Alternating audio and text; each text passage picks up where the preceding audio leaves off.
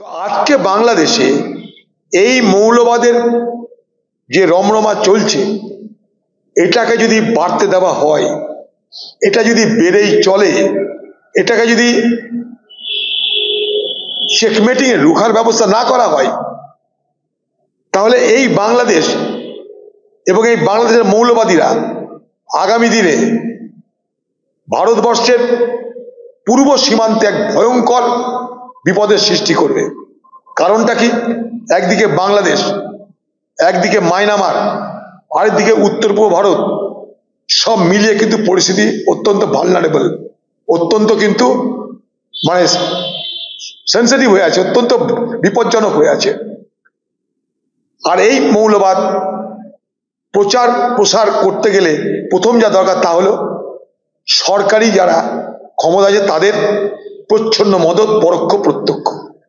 বাংলাদেশে তারা যে মদত পাচ্ছে, পশ্চিমবঙ্গে এসেও তাদের কোনো অসুবিধা হচ্ছে না, কারণ এখানে তৃণমূল করলে, তৃণমূলের সঙ্গে থাকলে সব কিছু সুবিধা পাওয়া যায়, শেল্টার পাওয়া যায়, কার্ড পাওয়া যায়, রেশন কার্ড পাওয়া যায়, আধার কার্ড পাওয়া যায়, দেখতে পাচ্ছেন এখানে পাসপোর্ট পাওয়া যায়।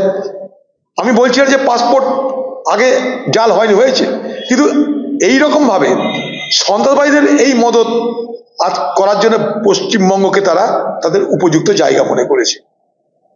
কারণ এখানে তো কোনো বাধা নাই কিছু করতে, এখানে ভোটে নিয়ে দরকার, এখানে অন্য কিছু আইন শৃঙ্খলা বলে কিছু নেই। আমি জানি না আসাম কি করে খবর পেল, কারণ আসামের পুলিশ হঠাৎ এত যোগ্য তৎপর পুলিশ হয়ে গেল কি করে আমার জানা নাই।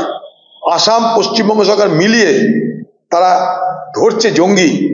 আমাদের দেখতে হবে সেই জঙ্গি কত বড় জঙ্গি, প্রকৃততে তাদের পরিচয় কি আমরা কেউ জানি না।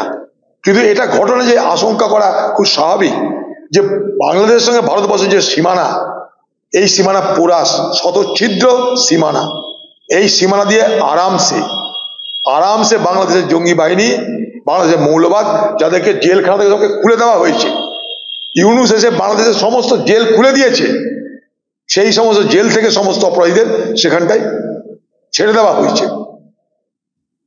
ফলে তারা তাদের এলাকা বিস্তারের জন্য ভারতবর্ষকে তো টার্গেট করবেই।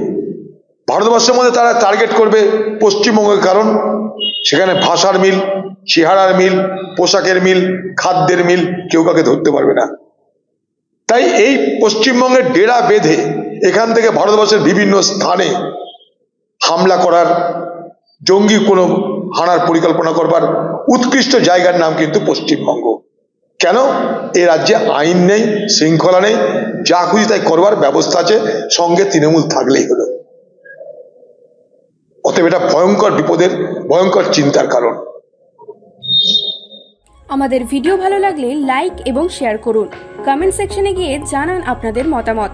আরও ভিডিও পেতে আমাদের চ্যানেল সাবস্ক্রাইব করুন এবং প্রতি মুহূর্তে খবরের আপডেট পেতে প্রেস করুন বেল আইকন।